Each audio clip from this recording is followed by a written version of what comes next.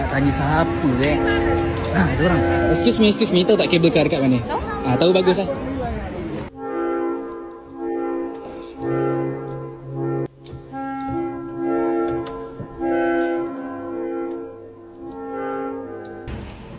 Ni apa nak sharing berak sambil sembang boleh. Berak sambil sembang.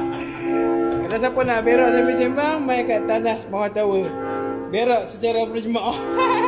Jom bersantai, rancak berdosa nak ambil.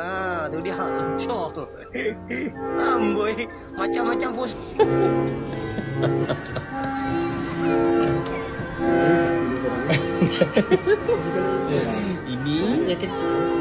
Ini bukan sikap potong.